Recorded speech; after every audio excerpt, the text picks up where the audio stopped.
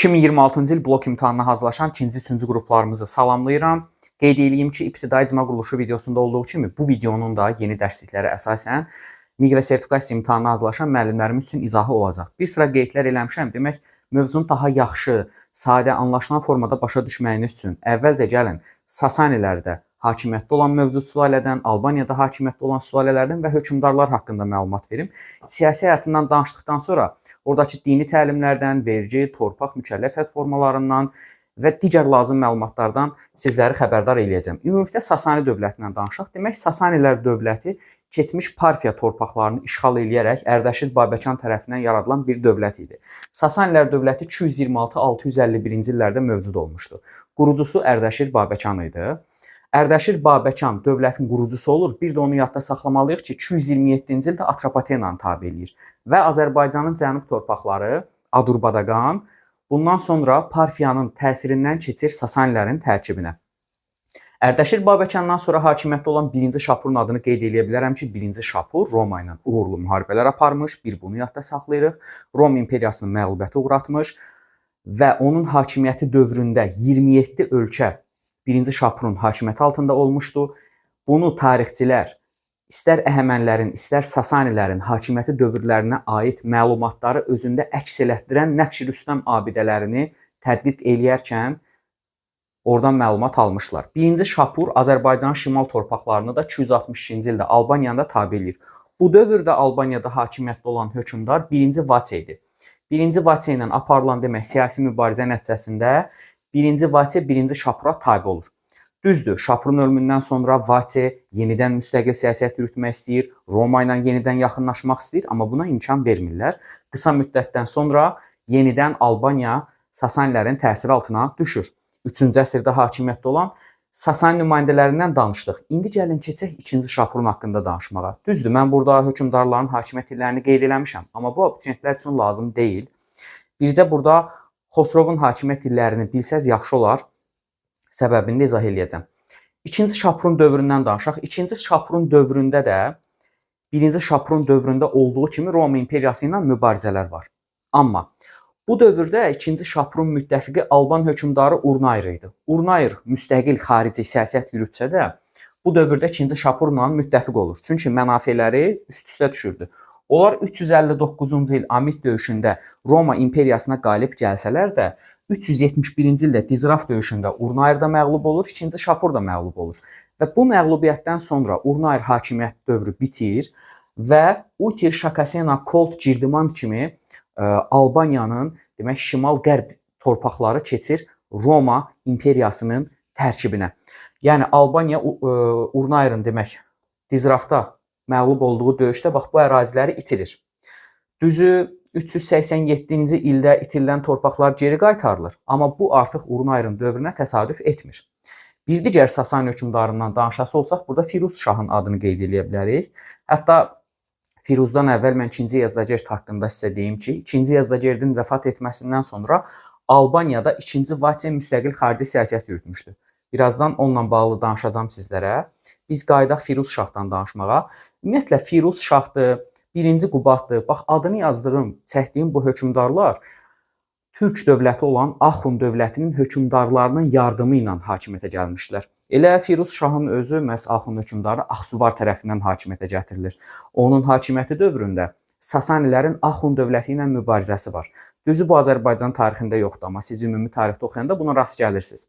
Demək, Firuz Şah mübarizə aparıb kimlə? Axund hökmdarı Axsuvarla, amma məğlub olubdu. Turan taktikasından Axsuvar ona qalib gəlmişdi və 484-cü ildə Firuzu öldürür, Herat şəhərini də Axundlar ələ keçirdir. Firuz Şahın dövründə biz bir digər türk hökmdarı olan, Alban hökmdarı olan 2-ci Vaçe ilə mübarizəni görürük. Çünki Yezdagerdin ölümündən sonra Vaçe azadlıq hərəkatına başlayır, xristianlıq dininə meyl eləyir. 457-463-cü illərdə 457-463-cü illərdə Albaniyada Sasanilərə qarşı azadlıq hərəkatı olur. Firuz Şah digər türk qüvvələri olan Haylandur Hunlarının köməyindən istifadə eləyir. Haylandur Hunları vasitəsilə Albaniyada olan hərəkatı yatızdırır və dedik ki, Axsuvar xanlarında mübarizə aparmışdı. Firuz Şahın hakimiyyətdən devrilməsindən sonra Axunlar məhz 1-ci Qubadı əyləşdirirlər Sasani taxtına. 1-ci Qubadın dövründə isə Firuz şahın hakimiyyəti illərindən etibarən baş verən Məzdəkilər hərəkatı var idi. 481-529-u əhatə edən Məzdəkilər hərəkatı barəsində də ətraflı məlumat verəcəm sizə. Belə ki, Firuz şahın dövründə başlayan Məzdəkilər hərəkatı 1-ci Qubadın dövründə geniş vüsət alır. Əvvəllər 1-ci Qubad Məzdəkilər hərəkatını müdafiə eləsə də, çünki iri feodallara qarşı mübarizədə buna ehtiyacı var idi. Amma sonradan 529-cu ildə Məzdəkilər hərəkatını yatızdırır 1-ci Qubad. Elə 1-ci Qubadın dövrü ilə bağlı onu da qeyd edə bilərəm ki, Albaniyada Arşakilər sülaləsinin hakimiyyəti başa çatır 1-ci Qubadın dövründə və Albaniyada uzun müddətli mərzbanlıq dövrü başlayır. Mərzbanlıq nədir? Onu da qeyd edəcəm yenə sizin üçün. Və danışaq bir digər onların məşhur nümayəndəsi 1-ci Xosrov Ənuşiravandan. 1-ci Xosrovun hakimiyyət illərini bilmək məsləhətdir. Onun dövründə inzibati islahatı keçirilir, vergi islahatı keçirilir, torpaq islahatı keçirilir. İnzibati islahatı əsasən ölkəni 4 dənə qustaqlığa bölür. Vergi islahatına əsasən qadınlardan, qocalardan, yəni ahıllardan, zehni əməklə məşğul olan insanlardan, hərbiçilərdən can vergisi toplamağı qadağan edir. Torpaq islahatına əsasən xostak şərti torpaq mülkiyyət formasını yaradır. Hərbiçilərə, dövlət məmurlarına xostak torpaqları paylayır. Xosrovun siyasi tədbirlərinə gəldikdə, yenə ümumi tarixdə bu məsələyə rast gələcəksiniz, amma mən qeyd elədim ki, indidən dəftərlərinizə, qeydiyyat dəftərlərinizə yazasınız bunu. 532-ci ildə Bizans hökmdarı Justinianla amansız mübarizələrdən sonra müqavilə imzalamışdı. 567-ci ildə isə Axunlar dövlətini süquta uğratmışdı Sasani hökmdarı 1-ci Xosrov Göytürklərlə bərabər. Sonuncu Sasani hökmdarı 3-cü Yezdəgirddir. 3-cü Yezdəgird Ərəb xilafəti ilə apardığı mübarizədə məğlub olur və onun 651-ci ildə hakimiyyətdən devrilməsindən sonra Sasanilər dövləti süquta uğrayır. İndi gəlin Alban Arşakilərindən danışaq. Albaniyada Alban Arşaki sülaləsi bizim eranın ilk əsrində, 1-ci əsrində hakimiyyətə gəlir. Alban Arşakiləri 1-ci əsrdən 510-cu ilə qədər Albaniyanı təxminən 500 il fasilələrlə idarə edirlər. Niyə fasilələrlə deyirəm? İrəliyən dəqiqələrdə onu barəsində sizə açıqlayacağam. Alban Arşakilərinin tarixçilərə məlum olan ilk nümayəndəsi 1-ci Qoçaq Vaçaqandır. 1-ci Qoçaq Vaçaqan kimdir? Bu o şəxsdir ki, Alban torpaqlarını ilk dəfə Vaydalda birləşdirir. Mərkəzləşdirilmiş idarə etmə sistemi yaradır. Biz sonra 1-ci Vaçenin adına rast gəlirik. 1-ci Vaçedə həmən o şəxs idi ki, Sasani hökmdarı 1-ci Şapurla mübarizə aparmışdı, amma bu mübarizədə məğlub olmuşdu. 262-ci ildə Albaniya Sasani təsirinə düşmüşdü. Sonra biz 4-cü əsrdə Urnayrın adına rast gəlirik. Urnayr həmən şəxsdir ki, Albaniyada ilk dəfə xristianlığı dövlət səviyyəsində qəbul eləmişdi. 313-cü ildə Romada da 313-də xristianlıq qəbul olunur, Albaniyada da. Müstəqil xarici siyasət yürütmüşdü. Roma ilə müttəfiq olmuşdu. Bayaq adını qeyd elədiyim 2-ci Şapurla müttəfiq olur. Demək, bax, bu Şapurlarla bağlı nəyi yadda saxlayırıq? 1-ci Şapurla düşmənik, Albanlar düşməndir. Amma 2-ci Şapurla dost olublar, müttəfiq olublar. 359-da dedik, uğurlu mübarizə aparırlar. 371-də isə müttəfiqlərinlə məğlub olur Alban Arşakiləri. Uti Şakasiyana Kolk Girdimanı itirirlər. 387-də isə bizə məlum olmayan hökmdarın dövründə geri qaytarırlar. İndi 5-ci əsr Albaniyadan danışım sizə. Asuagen. Asuageni belə yadda saxlaya bilərik. Mədəni hökmdar. Necə mədəni hökmdar? Çünki ancaq mədəni tədbirlər görübdür. Alban uşaqlarını təhsilə cəlb eləyir erkən yaşlarından etibarən. Köhnə Alban əlifbasını restavrasiya eləyir. Yeni Alban əlifbası tərtib eləyir Asuagen. 2-ci Vaçe taxta gəldikdə şimaldan tez-tez hücumlar baş verdiyinə görə ölkənin təhlükəsizliyini təmin eləmək üçün paytaxt şəhəri dəyişdirməli olur. Siz bilirsiniz axı, Albaniyanın paytaxtı Qəbələ olmuşdu. Amma o paytaxtı köçürdür Bərdə şəhərinə. Həmən o Bərdə şəhərinə paytaxtı köçürdən 2-ci Vaçe həmçinin xristianlığı da təbliğ eləmişdi Urnayr kimi. Demək, neyini? Paytaxtı Bərdəyə köçürdüb, xristianlığı təbliğ eləyib, Qafqazın 11 dənə hakiminlə ittifaqa girir, Çola dərəsini ələ keçirdir, Sasanilərə qarşı azadlıq mübarizəsinə başlayır. Neçənci illərdə? Bayaq danışdıq, 457-463-də. Mübarizənin nəticəsi nə olur? Dediyimiz kimi, Firuz Şah Haylandur Hunlarını çağırır ölkəyə. Haylandur Hunlar da xristianlığa qarşı olduğuna görə 2-ci Vaçenin azadlıq hərəkatını yatızdırırlar. və 463-cü ildə 2-ci Vati hakimiyyətdən uzaqlaşdırılır. Hə, bax bundan sonra 463, 487-ci illərdə Albaniyada başlayır 1-ci mərzbanlıq dövrü. Mərzbanlar o vaxtı Sasani nümayəndələri idilər. Mərzbanı biz canişinlə də, satrapla da eyniləşdirə bilərik.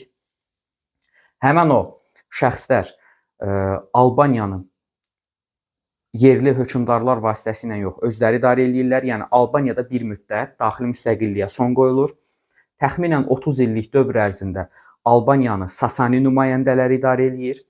Bu dövrdə əhali siyahıya alınır, vergi islahatı keçirilir. İlk siyahıya almalardan biridir bu Azərbaycan tarixində. Sonra mən sizə deyə bilərəm ki, məhz 3-cü Mömin Vaçeqan Sasanilərdəki qarşılıqdan istifadə edərək hakimiyyətə gəlir. Alban Arşaki nümayəndələrinin hakimiyyətini bərpa edir. O isə 510-cu ilə qədər hakimiyyətdə olur. Əsasən biz onun dövründə xristian dininə aid qəbul elədiyi qanunlarla yadda qaldığını görürük. Albaniya onun dövründə siyasi mədəni dirçəliş dövrünü yaşayır. 488-ci ildə Auguen Kilsə Məclisini çağırır. Auguen Kilsə Məclisini çağırmaqdan məqsədi nə idi? Xristianlıq dininə aid qanunlar qəbul eləmək, xristianlığı əhalinin arasında yaymaq. O hətta belə bir hökmdar idi ki, kimlər xristianlıqdan imtina eləyirdi, başqa dinlərə meyl eləyirdi, onları təqib elətdirirdi. İnsanlara bəzən zorla xristian olmalarına, demək, onları ikna eləyirdi. Onun dövründə hətta mədəniyyət dərsində də bu barədə məlumat verəcəm sizlərə. Amaras monastırı da demək tikilmişdi. Amaras monastırı Xocavənd ərazisində tikilir. Demək 3-cü Vaçeqanın dövründə. Başqa Vaçeqanın ölümündən sonra qeyd edə bilərik ki, 510-cu ildə Arşakilər sülaləsinin dövrü başa çatır. Albaniyada 510-cu ildən 629-cu ilə qədər ikinci və ya digər adı ilə uzun müddətli mərzbanlıq dövrü başlayır. Yenə də gördüyünüz kimi Albaniyanı öz hökmdarlarımız, yerli hökmdarlar yox, xarici nümayəndələr idarə edir. Sasani nümayəndələri idarə edir. 100 ildən çox Sasani nümayəndələri idarə edir. 510-dan 629-a kimi. Və bu dövrdə Albaniyanın da, Atropatenanın da Sasaninin tərkibində olması, Sasani mərzbanları tərəfindən idarə edilməsi, feodal münasibətlərinin eyni səviyyədə inkişaf etməsinə səbəb olmuşdu. Biz bu dövrdə də əvvəlki dövrlərdə olduğu kimi Sasaninin müharibələrinə şahid oluruq. Roma imperiyasının varisi olan Şərqi Romanın, Bizansın, yəni Sasani ilə mübarizəsini görürük Qafqaz uğrunda. Aralarında 591-629-cu illərdə müqavilə imzalanır. Həmən müqavilələrin şərtlərinə görə Albaniya Sasani təsirində qalır. Bir dənə də Sasani-Bizans müqaviləsi hardaydı? 532-də idi, Xosrovun dövründə. Sonra qeyd edə bilərəm ki, 629-cu il Sasani-Bizans müqaviləsinin imzalanmasından sonra vəziyyət qarışır. Bundan istifadə edən Xəzərlər 629-630-cu illərdə ilk dəfə Alban torpaqlarına hücum eləyir. Bu Xəzər dövlətinə aid deyil. Bunu da qeyd kimi yadda saxlayaq. Xəzər xaqanlığına aid hadisə deyil. Bu Xəzər tayfalarının Azərbaycana yürüşüdür. Xəzər dövlətin Azərbaycana ilk yürüşü 662-ci il götürürük Albanlarla mübarizəsini. Demək, Xəzərlərin ilk hücumu oldu bax bu dövrdə. Lakin Xəzərlərin də öz daxilində ixtişaşlar baş verdiyinə görə Albaniyanı tərk eləyirlər, şimal torpaqlarımızı. Onların Azərbaycan torpaqlarını tərk eləməsindən sonra Albaniyada bir digər türk mənşəli sülalə hakimiyyətə gəlir. Bu, Sabir türklərindən olan Mehravan kişinin yaratdığı Mihr və yaxud da ki, tarixi mənbələrdə onun adı müxtəlif cür yazılır, qeyd olunur. Hər bir halda Mehranilər sülaləsinin hakimiyyətə gəlməsinə səbəbkar olmuşdu. Həmən o şəxs Mehranilər sülaləsinin banisi idi və 630-705-ci illərdə Albaniyanı idarə edir Mehranilər sülaləsi. Bəzən bu testlərdə sizin qarşınıza Girdiman knyazlığı, Girdiman dövləti kimi də çıxır. Çünki onlar bax bu Girdiman ərazisində yaşadıqlarına görə belə adlanır Albaniya dövlətinin adı. Amma burada söhbət eyni dövlətdən gedir. Albaniya dövləti, Girdiman dövləti və yaxud da Mehranilər dövləti. Bunların üçü də eyni anlayışdır. Yaxşımı? 630-705-də hakimiyyətdə oldular. İlk hökmdarları Varaz Qriqordur. Varaz Qriqor özünü Bizans dövlətinin vassalı elan edir. İkinci Iraklinin vassalı elan edir. Varaz Qriqor Alban hökmdarını Urnayır kimi Sasanilərlə müttəfiq olur. Demək, Alban Arşaki nümayəndəsi Urnayır müttəfiq olubdur.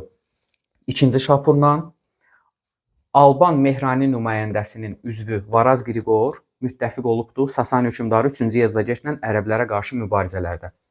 636 Kadisiya və 637 Ktesfon döyüşlərində oğlunu Albaniyanın ilk işxanı ünvanını daşıyan Cavanşiri göndərir ərəblər üzərinə, amma Sasanilər burada məğlub olurlar. Və Varaz Qriqor 642-ci ildə hakimiyyəti Cavanşirə təhvil verir. 642-681-ci illərdə Albaniyanı idarə edir Cavanşir. Onun hakimiyyəti dövründə hakimiyyətə gələn kimi gördüyü ilk iş ölkəsində Sasani feodallarına qarşı mübarizə aparmaq olur. Sasani feodallarını qovandan sonra paytaxt Bərdə şəhərində abadlıq, quruculuq işləri həyata keçirdir. Amma təbii ki, ərəb hücumuna qarşı 654-cü ildə Bizansla ittifaqa girir. Necə ki, atası Varaz Qriqor Bizansla yaxınlaşmışdı, o da Bizansla yaxınlaşır. Ərəblərə qarşı birləşirlər Bizansla. Amma Bizans verdiyi vədləri, sözü yerinə gətirmir. Ona görə də Cavanşir məcbur qalır Bizansdan uzaqlaşmalı olur. Bax belə bir dövrdə 662-ci ildə Xəzər xaqanlığının Azərbaycana ilk hücumu olur. Döyüş Kür çay sahilində baş verir. Həmən o döyüşdə Cavanşir Xəzərlərə qalib gəlir. 662-ci ildə. Növbəti yürüş 664-65-də olur. Amma bu dəfə Xəzərlər daha böyük bir ordu ilə gəlirlər Albaniya üzərinə və Cavanşiri məğlub eləyirlər. Bundan sonra Cavanşir Xəzər xaqanlığı ilə müqavilə imzalayır. 664-cü il müqaviləsinin şərtlərinə görə Albaniya ərazisindən aparılan mal-qara geri qaytarılmalı idi, əhalisi geri qaytarılmalı idi. Albaniya Xəzər xaqanlığının vassal asıllığına keçir. Bir də vassal sözünün mənasını izah edeyim, asıllıq deməkdir. Yəni feodalizm dövründə bir dövlətin başqa bir dövlətdən, hökmdarın başqa bir hökmdardan asıllığına biz vassal asıllığı deyirik.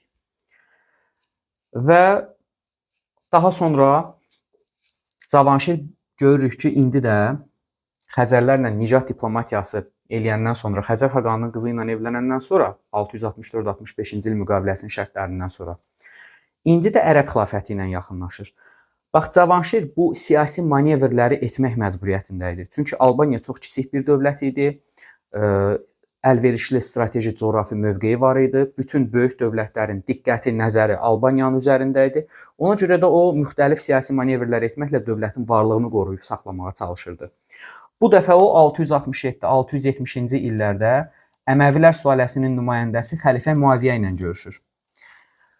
Görüşlərin nəticəsi uğurla nəticələnir. Albaniya ərəb xilafətindən vassal asıllığına keçir. Yəni birbaşa biz keçirik Əməvilər xilafətinin, ərəb dövlətinin vassal asıllığına, xərac ödəyirik. Hətta ödənilən xəracın 1/3 qədər azaldılır xəracın bir qismi. Səbəb olaraq da Cavanşirin burada sərkərdəlik, daha doğrusu sərkərdəlik deməyək, onun dərin tarixi biliyi, uzaqgörənliyi, Albaniyanın əlverişli strateji coğrafi mövqeyinə görə ərəblər albanlardan aldığı vergiləri hətta azaldırlar və beləliklə Albaniya keçir ərəb xilafətindən asılı hala. Amma onun bax bu uğurlu siyasəti Bizanspərəst qüvvələri paxıllığına səbəb olur, Bizanslıların qısqanclığına səbəb olur və Cavanşir 681-ci ildə sui-qəsd nəticəsində öldürülür. Cavanşirin öldürülməsindən sonra isə hakimiyyətə onun qardaşı oğlu Varaz Tırdad gəlir. Ərəblər Varaz Tırdadı hakimiyyətə gətirirlər, amma 705-ci ildə Varaz Tırdadı da aparıb edam eləyirlər ailəsi ilə birgə və 705-ci ildə Azərbaycan tarixində ən uzun müddətli eradan əvvəl 4-cü əsrdən bax bu dövrə qədər 1000 ildən çox mövcud olan Alban Arşaki, daha doğrusu elə Albaniya dövlətinə son qoyulur. Albaniya dövləti süquta uğradılır. Siyasi həyatla bağlı yetərincə lazım olan məlumatları sizlərlə paylaşdım. İndi keçək dərsimizin bir digər hissəsinə, sosial-iqtisadi, dini və digər məsələlərdən sizlərə məlumat verim. İndi isə feodalizm barəsində danışım ki, Azərbaycanda feodalizm dövrü 3-19-cu əsrləri əhatə edir. Azərbaycanda feodal münasibətlərin yaranması ilə bağlı ilkin əlamətlər quldarlıq dövründə meydana gəlsə də eramızın ilk əsrlərindən etibarən feodalizmin rəsmən başlayır Sasani işğalı dövründən etibarən 3-cü əsrdən 19-cu əsr tarixlərini əhatə edibdir. Ümumilikdə feodalizm mərhələsi Azərbaycanda 3 dənə dövrdən keçir. Yaxın Şərqdə və Azərbaycanda. Demək, 3-cü 11-ci əsrlərdə feodalizmin erkən orta əsrlər mərhələsidir. Bax, indi sizlə keçdiyimiz dərslər Sasani, Azərbaycan ərəb xilafətinin tərkibində ta ki Səlcuqların hücumlarına qədər olan, Səlcuq işğallarına qədər olan dərslərimiz erkən orta əsr Azərbaycan tarixidir. 3-cü 11-ci əsrləri əhatə edir. 11-15-ci əsrlər Azərbaycanda şərqdə klassik feodalizm dövrü kimi tanınıbdır və son orta əsrlər dövrü, feodalizmin son mərhələsi isə 16-19-cu əsrləri əhatə edir. Feodal münasibətləri Azərbaycanda Avropadan fərqli səviyyədə inkişaf eləmişdi. Azərbaycanda feodalizmin Avropadan əsas fərqləri o idi ki, gördüyünüz kimi daha tez yaranmışdı. Avropada çünki 5-ci əsrdə yaranır. Azərbaycanda daha gec süqut uğrayır. Amma Avropada artıq 17-ci əsrdən etibarən dağılmışdı. Azərbaycanda təhkimli kəndli anlayışı olmayıbdı. Asılı kəndli anlayışı olubdu. Asılı ilə təhkimli kəndlinin fərqi nədir? Onu deyim sizlərə. Asılı kəndli sadəcə torpaqdan asılı olan kəndlidir. Yəni torpağı olmadığına görə məcbur qalır feodalın yanında çalışır. Təsərrüfatı olmadığına görə gedir feodalın təsərrüfatında əkin-biçin işləri görür. İstədiyi vaxt, istədiyi feodalın yanına köçüb gedə bilir, yaşadığı ərazini tərk edə bilir. Yəni sərbəst qərarlar verə bilir ən azından. Amma təhkimli kəndli isə feodaldan şəxsən asılı olan kəndlərə deyilirdi. Azərbaycanda müəyyən dövrlərdə kiçik istisnalar olmaq şərti ilə ümumiyyətlə təhkimli kəndli anlayışı olmayıbdı. Erkən orta əsrlərdə isə ümumiyyətlə təhkimli kəndli anlayışı yoxdur. Yəni kəndlilər sərbəst bir yerdən başqa yerə hərəkət edə bilirdilər. Azərbaycandakı feodallar da Avropadan fərqli idi. Çünki Azərbaycanda feodallar daha çox şəxsi təsərrüfata malik olmurdular. Baxmayaraq ki, Avropada feodalların şəxsi təsərrüfatı var idi və təsərrüfata birbaşa özləri nəzarət edirdilər. Feodalizmlə bağlı bunu qeyd edə bilərəm. Hər bir işğalçı dövlət kimi Sasanilər də hakimiyyətini möhkəmləndirmək üçün, özünə etnik dayaq yaratmaq üçün Azərbaycana öz sülalələrini, öz tayfalarını köçürdür. Fars mənşəli əhalini köçürdür. Fars mənşəli əhalini əsasən Azərbaycanın şimal torpaqlarında yerləşdirirdilər. Türk hücumlarının qarşısını kəsmək üçün, hakimiyyətlərini möhkəmləndirmək üçün, hətta onların dövründə 6-cı əsrdə Dəmir qapı Dərbənd səddi də inşa olunmuşdu ki, ərəblər bunu sonradan Babül Əvvab adlandırırdılar, onu da yadda saxlamaq olar. Sasanilərin hakimiyyəti dövründə bir sıra dini təlimlər olur, hansı ki, bunlardan biri Mani təlimidir ki, 3-cü əsrdə Sasani ərazisində və keçmiş Azərbaycanın cənub torpaqlarında Atropatenada geniş yayılmışdı, Sasani zülmünə qarşı idi. Mani Peyğəmbər bütün dinləri birləşdirib vahid bir din adı altında Sasani hakimiyyətinə qarşı mübarizə aparır. Lakin Mani təlimi yatızdırılır. Mani təlimi yatızdırılsa da Məzdəçilər hərəkatına təsir edir. Məzdəçilər hərəkatı isə 1-ci Firuz şahın dövründə başlamışdı. Məzdəçilər hərəkatı ədalətli cəmiyyət qurmaq istəyirdilər, sosial bərabərlik axtarışındaydılar. Onun uğrunda mübarizə aparırdılar. Lakin hərəkat 529-cu ildə 1-ci Qubat tərəfindən yatızdırıldı. Axunların köməyindən bayaq o barədə də danışdıq. Məzdəçilər hərəkatı sonradan Azərbaycanda xürrəmilərə təsir göstərir. Görürsünüzmü? Bütün hərəkatlar, təlimlər, dinlər hamısı bir-birinə təsir göstəriblər. Sasanilərin rəsmi dövlət dini isə Zərdüştlük dini idi. Bu barədə Atropatena dərsində danışmışdım. Videonda yerləşdirəcəm. İzləyə bilərsiniz. Zərdüştlüklə bağlı ətraflı məlumat vermişəm orada. Zərdüştlüyün baş məbədi Qazaka şəhərində yerləşirdi. Hətta Zərdüşt kahinlərinin rəhbəri, baş kahin Sasanilərdə hökmdardan sonra ikinci şəxs belə hesab olunurdu. Yəni o qədər dövlət səviyyəsində təbliğ olunurdu Zərdüştlük dini. Çünki Zərdüştlüyü təbliğ eləmək tabe olan xalqları itaətdə saxlamaq üçün bir vasitə idi. Həmən bax bu dindən istifadə edirdilər bir vasitə kimi. Tək tanrılıq dini idi bu arada. Yəni o da inanırdılar da, o da istayiş edirdilər. Hətta 1-ci Şapurun dövründə Zərdüştlüyün zorla yayılması haqqında qərar da verirlər. Həm də xristianlığa qarşı mübarizə aparmaq üçün Zərdüştlüyü demək yayırdılar onlar. Xristianlıq isə Azərbaycanda 1-ci əsrdən etibarən yayılmağa başlayır. Xristian missionerlər eramızın ilk əsrindən etibarən Azərbaycan torpaqlarına da gəlirlər. Xristianlığı haqqında təbliğat aparırlar. Xristianlığın yayılması Azərbaycanda 2 dövrə bölünür. Birinci dövr 1-ci əsrdən 313-cü ilə qədər olan dövrə əhatə edir. Bu dövrə biz Apostopol dövrü və yaxud da Həvari dövrü deyirik. Bu dövrdə Azərbaycanda indiki Şəki ərazisində Kiş məbədi tikilmişdi. Bu ilk xristian məbədidir Azərbaycanda. Hətta biz erkən orta əsrlər tarixinin son mərhələsində görəsirik ki, gürcülər tez-tez ora hücumlar edirdilər Şəkini ələ keçirmək üçün. Çünki orada çoxlu xristian kilsələri var idi. İkinci dövr isə 313-cü ildə Urnayrın xristianlığı rəsmi dövlət dini kimi qəbul eləməsindən sonra başlayır. Yunanpərəst mərhələ hesab olunur və bildiyiniz kimi Urnayrdır. 2-ci Vaçedi, 3-cü Mömin Vaçeqandır. Hər üç hökmdar xristianlıq dinini təbliğ edibdi Albaniyada. Amma heç vaxt xristianlıq dini dərin kök sala bilmir, vahid dinə çevrilə bilmir. Ümumiyyətlə yadda saxlamaq lazımdır ki, 7-ci əsrdə İslamın qəbuluna qədər Azərbaycanda vahid bir din olmayıbdı. Vahid din oldu, əhalinin əksəriyyətinin qəbul elədiyi din oldu İslam dini. Sasanilərin hakimiyyət dövründə, bax, feodalizmin bu mərhələsində Azərbaycanda torpaq və vergi növləri də var. Çox vaxt abituriyentlərimiz bunları qarışdırırlar, amma testlərdə düşür, öyrənmək lazımdır. İki növ torpaq var. Biri dastaçertdir, bu irsidir. Bu bizim şəxsi torpağımızdır. Bunu kimsə bizə verməyib. Dövlət bunu bizə verməyibdir ki, bizim əlimizdən də ala bilsin. Dastaçert irsi torpaqlardır. Dədədən, babadan onlara qalan torpaqlardır. Xostaqa gəldikdə isə, bax, bu xostaq şərtidir. Şərti nə deməkdir? Yəni, dövlət hərbiçiyə və yaxud da hər hansısa bir məmura elədiyi xidmətlərin qarşılığında şərti torpaq verir. Bu xostaq adlanırdı. Şərti o deməkdir ki, vəzifəsini başa çatdırandan sonra torpağı dövlətə təhvil verməlidir. Onun əvəzinə vəzifəyə kim gəlirsə də, yerinə kim keçirsə də onun vəzifəsində, həmən o yeni vəzifəyə təyin olunan şəxsə ötürülürdü bu torpaq. Və xostaq torpaq növü 1-ci Xosrovun torpaq islahatından sonra yaradılmışdı. Vergilərə gəldikdə isə məhsuldan alınan vergi xarak vergisi idi, məhsuldan alınırdı. Bunu sonra ərəblərin dövründə xərac əvəz eləyir. Natura şəklində ödənilirdi, natural vergi idi. Gezid isə can vergisi idi ki, yenə 1-ci Xosrovun islahatları nəticəsində qadın, qoca, uşaqlar geziddən azad edilmişdilər. Mövzu ilə bağlı sualınız olarsa, hansı izahları görmək istəyirsinizsə, təbii ki, şərh bölümündə qeyd edə bilərsiniz. Bu dərsimizin də yekununa gəlirik. Sizlərin hər birinə imtahanlarınızda uğurlar arzu edirəm. Növbəti videolarda görüşənədək sağ olun, salamat qalın.